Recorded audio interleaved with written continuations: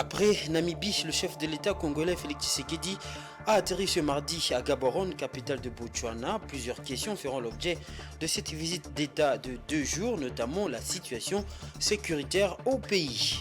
Et puis à l'international, la ZLECA favorisera 50% des échanges commerciaux entre l'Afrique et le monde. C'est le FMI qui fait cette annonce dans un rapport. Vous aurez les détails dans le journal. Mesdames et messieurs, bonsoir et bienvenue à cette session d'information. Ouvrons ce journal avec cette actualité. Après Windhoek, en Namibie, le chef de l'État congolais Félix Tshisekedi est arrivé ce mardi à Gaborone, capitale de Botswana, pour une visite d'État, une dynamique diplomatique pour la recherche de la paix à l'est de la RDC. Patrick Ilunga pour les détails. Une visite de quelques jours au siège de la SADC, le chef de l'État Félix Tshisekedi veut visiblement accélérer le chemin du Sud pour la recherche de la paix. Existe donc la solution de la communauté d'Afrique de l'Est dont les troupes se sont montrées complaisantes face aux rebelles. Le schéma semble clairement tracé et cela ne fait pas l'ombre d'un doute. Seulement voilà, il faut pour cela une méthodologie, comme celle déjà lancée par la SADC en vue de la convocation d'un sommet quadripartite de la communauté d'Afrique de l'Est, la conférence internationale pour la région des Grands Lacs, la SADC, en plus de la communauté économique des États d'Afrique centrale, avec la participation de l'Union africaine et des Nations unies, en vue d'envisager une approche coordonnée dans le soutien à la RDC. Pour le Congo, il est important de vaincre les forces négatives militairement d'abord, à défaut d'obtenir leur reddition. Cela représente aux yeux de Kinshasa un gage de paix durable. Les troupes de la communauté d'Afrique de l'Est n'ont pas réussi à chasser les rebelles. Leur déploiement a même été une déception du fait des approches différentes entre cette communauté et le plan établi par les autorités congolaises. Kinshasa voulait des troupes avec un mandat offensif. La force régionale d'Afrique de l'Est, elle a souhaité être une force tampon entre les rebelles et l'armée congolaise en vue de l'arrêt des combats et d'une paix négociée. Dans le même registre, on va faire un bond en arrière pour parler de ces assises de Namibie. Dans quelques jours, une brigade des soldats des pays membres de la SADC sera déployée dans la partie est de la RDC. Voilà la décision qui ressort du sommet extraordinaire de la Troïka des chefs d'État de cette organisation tenu du 7 au 8 mai à Windhoek en Namibie. Le président de la République, Félix Tshisekedi, a pris part à ce sommet en compagnie de quelques membres du gouvernement. Le vice-premier ministre, ministre des Affaires étrangères, Christophe Lutundula, a donné des amples détails sur cette décision.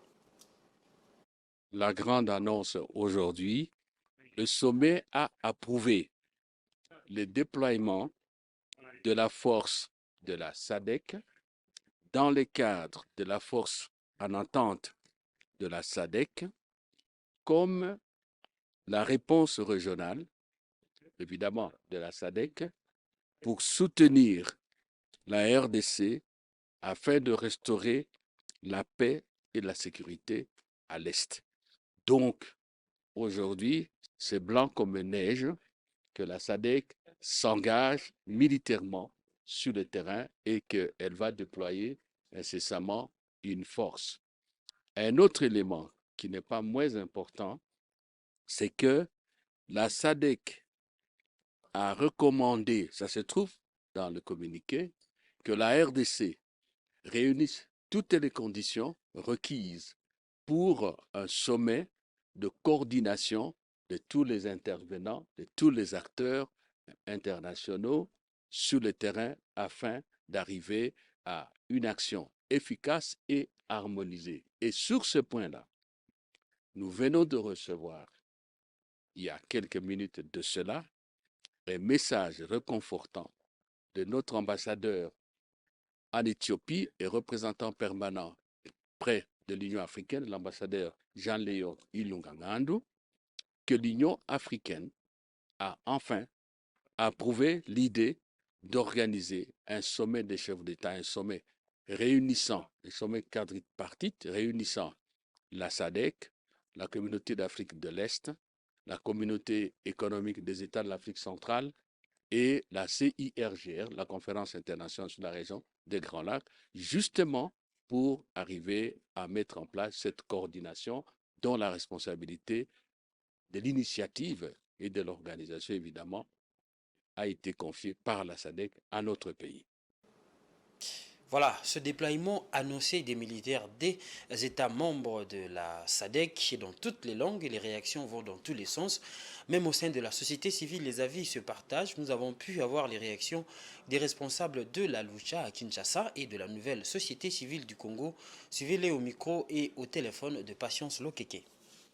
Nous avons accueilli ce propos avec beaucoup de prudence parce qu'il y a déjà plusieurs forces. Il faudra que la nouvelle force qui arrive, que le mandat soit clarifié et qu'il y ait une harmonisation d'intervention entre toutes ces armées qui sont sur notre sol pour avoir le même objectif, ramener la paix dans la sous-région. Plusieurs initiatives maintenant doivent harmoniser leur intervention, ce qui nous permettra de nous faire une idée beaucoup plus claire sur l'objectif de l'intervention et le résultat. Quand on sait bien que les forces est-africaines, qui sont les premières à atterrir sur le sol congolais, n'ont rien donné comme résultat, sont devenues comme des forces tampons, alors qu'au départ, ce n'était pas le cas. Nous pensons que le mandat des forces, la SADC devra aussi être un mandat clair, bien défini, qui s'inscrit dans la dynamique de soutien réel de nos forces armées pour bouter dehors tous ceux qui ont eu comme agenda ou profession la déstabilisation de la RDC. Ça démontre encore une fois de plus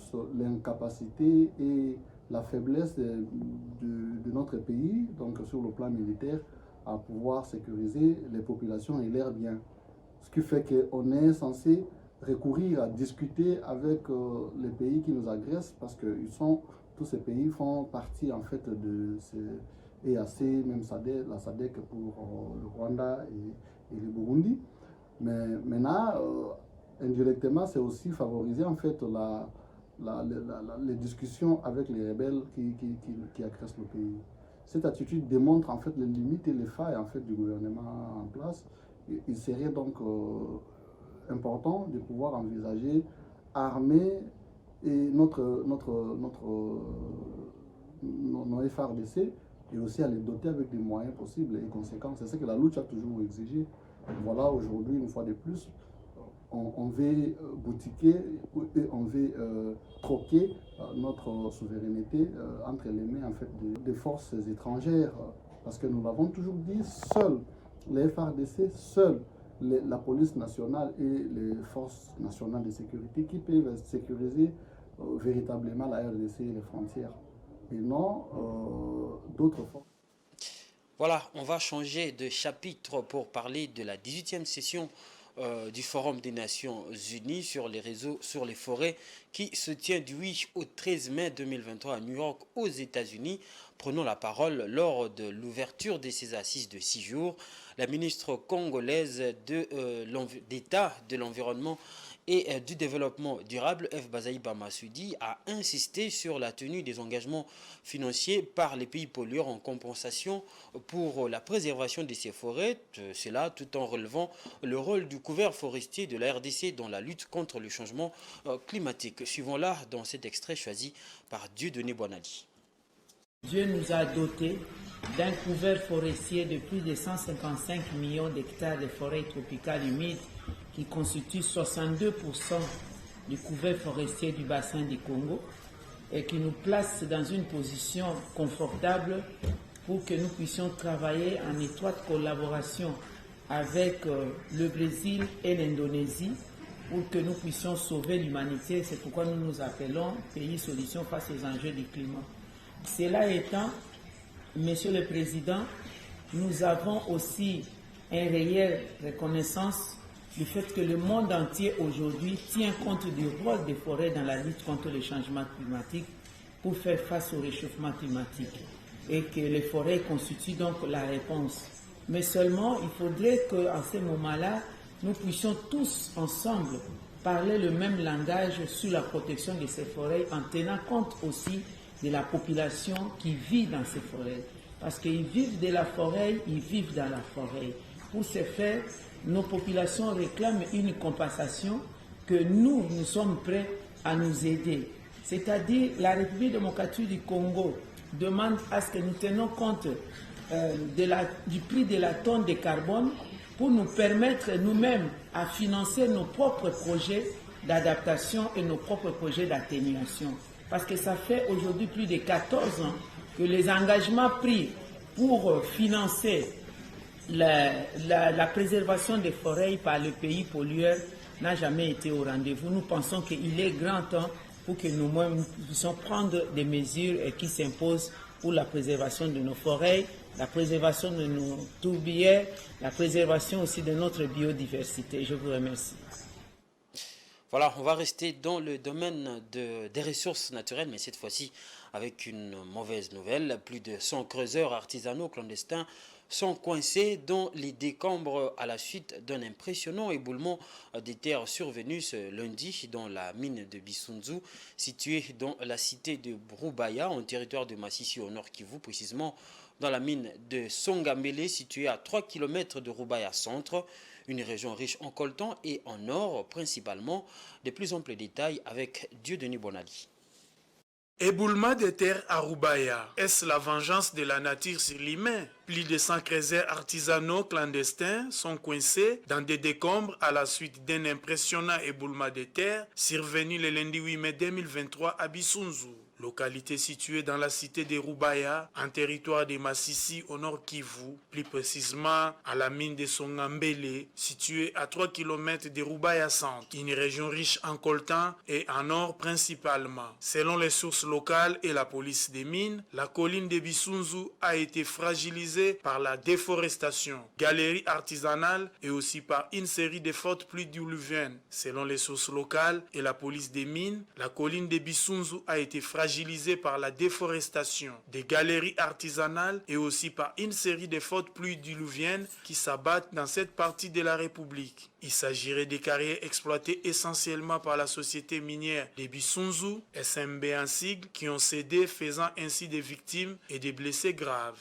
Certains creuseurs, une centaine au total, sont encore bloqués sous les décombres dans l'attente des secours. Il y aurait de fortes raisons de croire qu'ils sont morts sous terre. Ce drame survient alors que le 8 mai dernier, Kinshasa a décrété un deuil national en mémoire d'au moins 400 personnes mortes dans des érosions dans les territoires de Calais au Sédi-Kivu. Voilà, d'une province à l'autre, la province du Haut-Katanga veut se doter d'une autoroute reliant la ville frontalière de Kasumbalesa à la ville de Lubumbashi. Pour ce faire, un protocole d'accord a été signé ce lundi entre le gouvernement provincial et la société Yellowstone. Il s'agit d'une route de 90 km et avec un coût global de 250 millions de dollars américains qui seront financés entièrement par cette entreprise. Suivez.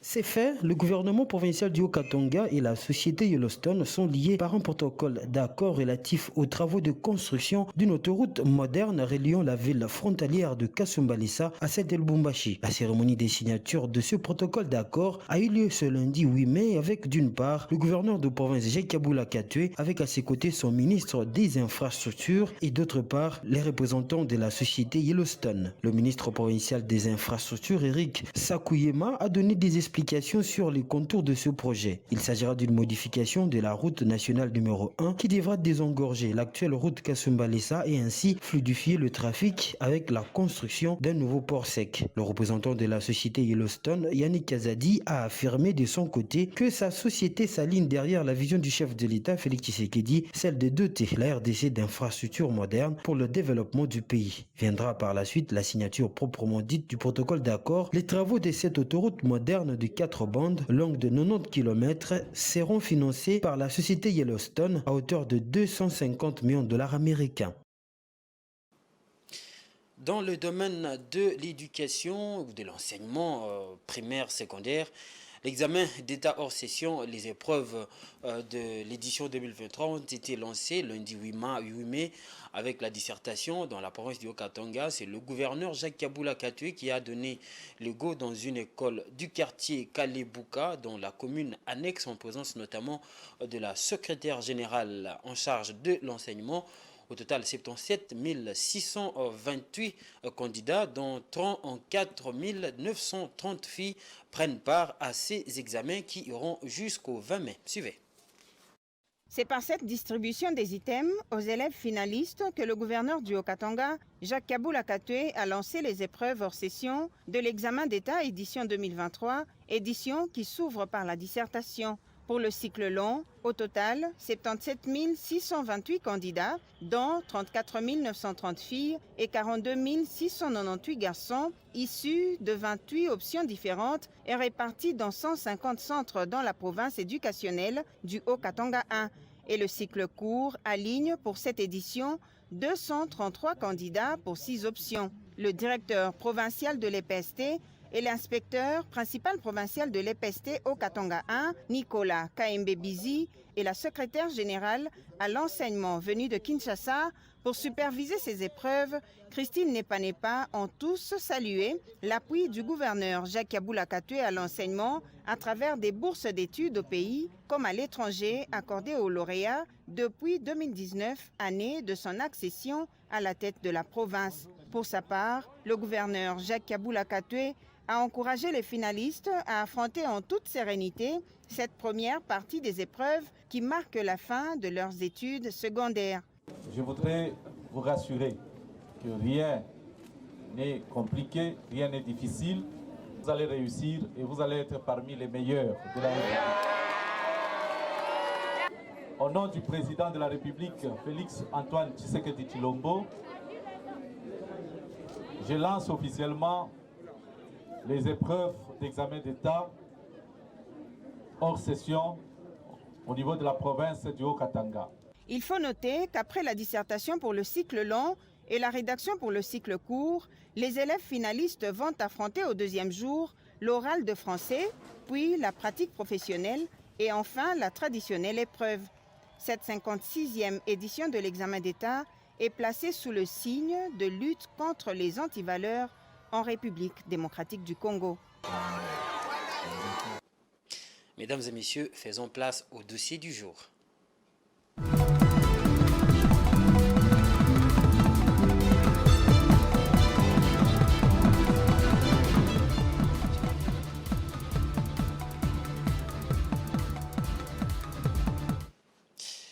Quel avenir pour la dot en RDC? Le débat qui s'est ouvert à l'Assemblée nationale se répercute dans l'opinion publique. La proposition de loi du député national Daniel Mbaouf, débattue à la Chambre basse du Parlement, ne laisse pas indifférent. Faut-il légiférer sur le montant que la belle famille apporte pour épouser une fille?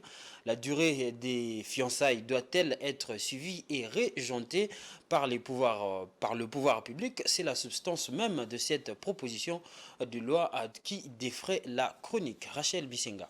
Le mariage en République démocratique du Congo est régi par le Code de la famille datant de l'année 1987. Selon la loi, les hommes doivent verser une dot à la famille de la mariée avant leur union. Le constat est que certains parents demandent de montants exorbitants aux hommes qui souhaitent épouser leur fille. Entre une tendance croissante pour des factures de plus en plus salées et une perte des valeurs fondamentales et traditionnelles de la société, les représentants du peuple proposent une ligne rouge. Cette proposition de loi tente de résoudre l'épineux problème de la complexité de la dot qui doit rester, d'après nos coutumes respectives, symboliques.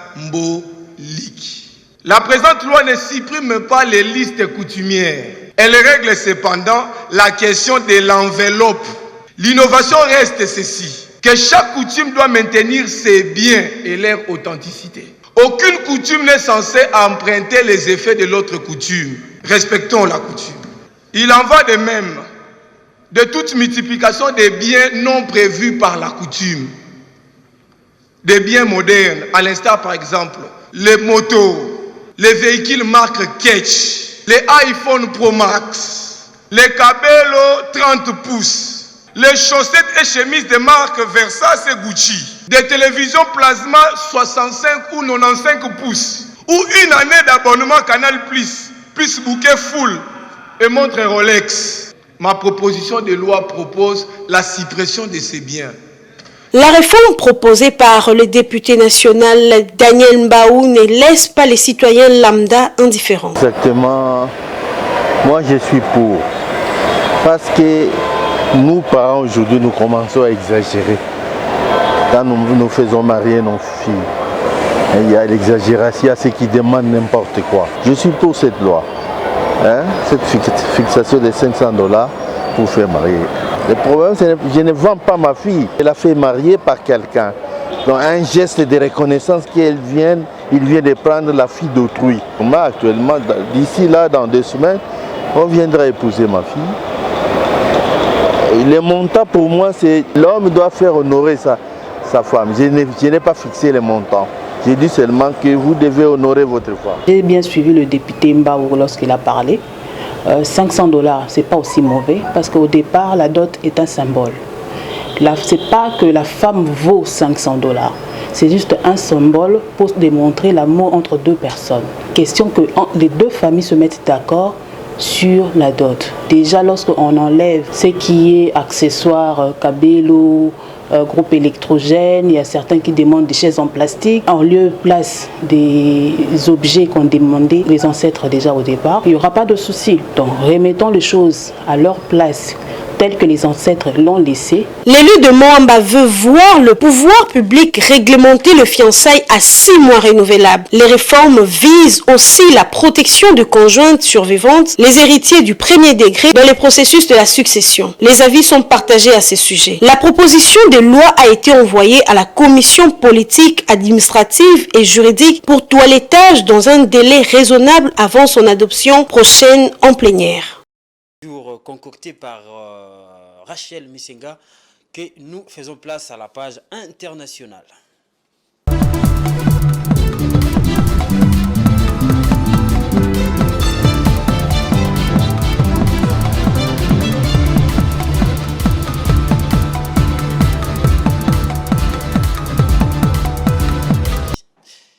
Selon un rapport publié par le Fonds monétaire international, la zone de libre-échange continentale pourrait produire un effet considérable sur les échanges commerciaux entre l'Afrique et le reste du monde, car elle favoriserait 50% de ces échanges et les pays entre les pays du continent. Suivez. La mise en place de la zone de libre-échange continentale africaine pourrait permettre, selon un récent rapport du FMI, la hausse de plus de 50% des échanges commerciaux entre les pays du continent. La ZLECA fera également un effet important sur les échanges commerciaux entre l'Afrique et le reste du monde, avec une hausse des exportations de 29% et des importations de 7%. La conséquence, ajoute le Fonds monétaire international, serait une hausse de plus de 10% du PIB réel médian par habitant. L'institution financière rappelle cependant qu'afin de parvenir à obtenir un tel impact, les États africains devront accompagner la mise en place de l'accord d'une série de réformes. La réduction des barrières tarifaires et non tarifaires doit s'accompagner d'une amélioration notable du climat des affaires. Signé par l'ensemble des pays du continent à l'exception de l'Érythrée et ratifié par l'immense majorité, l'accord de création de la ZLECAf prévoit la suppression progressive de la quasi-totalité des droits de douane sur 5 ans pour les pays les plus développés et sur 10 ans sur les autres. Élément essentiel dans la fabrication des batteries des voitures électriques, le lithium est devenu une ressource prisée dans la course à la transition énergétique au Zimbabwe, pays qui ambitionne d'assurer 20% de la demande mondiale de ce minerai. Le gouvernement maintient l'interdiction d'exporter le lithium brut, une mesure prise depuis décembre 2022, mais qui ne fait pas les affaires des producteurs qui accumulent des stocks du fait de l'absence des infrastructures de traitement. Edouard Funda. Sur le marché chinois, plus grand marché des véhicules électriques au monde, la tonne de carbonate de lithium a atteint en novembre 2022 le seuil de $86,000 la tonne avant de retomber au premier trimestre 2023 en deçà de $57,000 la tonne. Mais au Zimbabwe, principal exportateur africain de lithium, le minerai brut est exporté à un prix compris entre $300 et $600 la tonne. Une situation générant d'énormes pertes pour le pays qui a décidé depuis 2022 d'interdire l'exportation du lithium brut pour mieux tirer profit des revenus sur la chaîne de valeur de ces minerais prisés par l'industrie des véhicules électriques. Alors que les producteurs locaux se plaignent d'accumuler des stocks qu'ils ne peuvent exporter faute des capacités de transformation, le gouvernement affirme qu'il ne reviendra pas sur cette mesure. Outre les batteries de voitures électriques, le lithium est aussi utilisé dans les verres et céramiques, le traitement de l'air, la métallurgie de l'aluminium, les fondants de moulage pour la production d'acier, les graisses lubrifiantes. Le Zimbabwe, seul pays à produire le lithium sur le continent africain et 5e à travers le monde, ambitionne de fournir 20% de la demande mondiale en améliorant sa production. Le gouvernement veut tirer parti des gains substantiels sur la chaîne de valeur de ces minéraux. Au Zimbabwe, le secteur minier génère 16% du produit intérieur brut et représente 60% des exportations du pays d'Afrique australe. Le président Emerson Mnangagwa a fixé au pouvoir public et à l'industrie d'atteindre 12 milliards de dollars de revenus d'exportation liés au secteur minier en 2023. Mesdames et messieurs, maintenant on va faire place à la lecture des journaux parus ce mardi.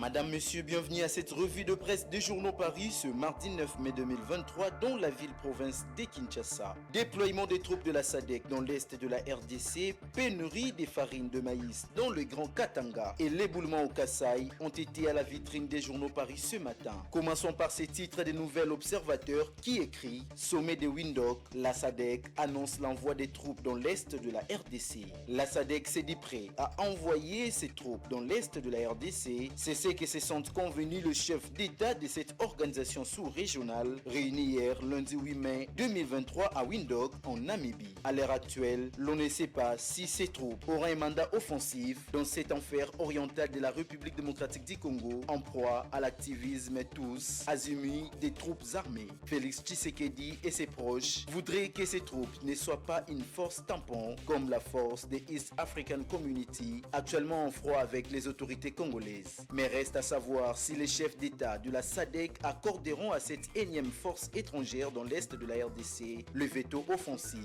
écrit Les Journaux. Toujours dans le même sujet, le tabloïd Les Journaux écrit « Insécurité à l'est, en plus de l'EAC, la SADC se jette aussi dans l'arène. Aucune décision sur la date ni le nombre d'éléments composant cette force n'a été donnée, précise Le Journal. À Ouragan de rebondir sur le même sujet en précisant que le sommet Windhoek a également souhaité une approche coordonnée au vu des déploiements existants dans les cadres d'accords multilatéraux et bilatéraux dans la région troublée de l'Est de la RDC. Il demande au gouvernement de la RDC de mettre en place les conditions et mesures nécessaires pour assurer une coordination efficace, peut-on lire. Dans son édito, Forum des As écrit ensuite « Même entre camarades de la SADC, la solidarité a un coût. Il faudra bien passer par la case d'échange des bons procédés, soit en espèces, sonnantes et trébuchantes, soit en nature. Il n'y a donc rien pour rien. Facture pour les forces de l'EAC, gros chèque ou l'équivalent pour les soldats de la SADC, précise l'auteur de l'édito.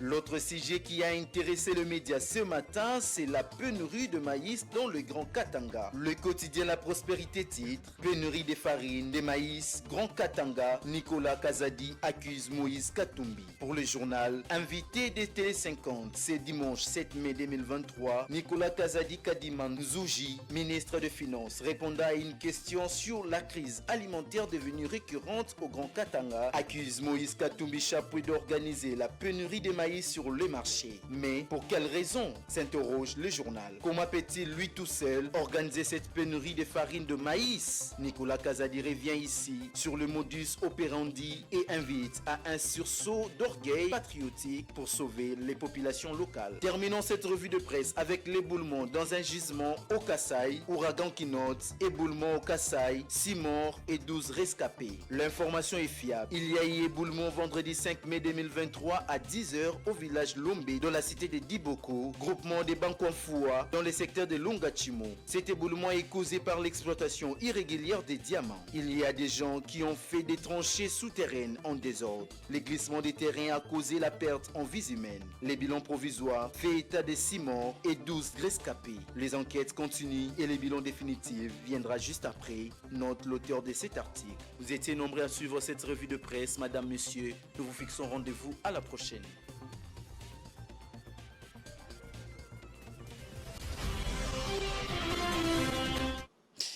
Voilà, c'était la revue de presse de Enoch Issei, mesdames et messieurs. Je vous rappelle les différents titres de ce journal. Après Namibie, le chef de l'État congolais Félix Tshisekedi a atterri ce mardi à Gaborone, capitale de Botswana. Plusieurs questions feront l'objet de cette visite d'État, notamment la situation sécuritaire dans l'Est de la République. Et puis, en international, la ZLECA favorisera 50% des échanges commerciaux entre pays de l'Afrique. C'est le FMI qui fait cette annonce dans un rapport publié. Vous avez suivi les détails dans le journal. Ce journal est complètement terminé. Mesdames et messieurs, merci de l'avoir suivi. Mais ne nous quittez pas. Juste après moi, vous allez suivre le match de la Ligue des Champions, la demi-finale qui opposera le Manchester City et le Real de Madrid avec Blessed Kuzola. Au revoir.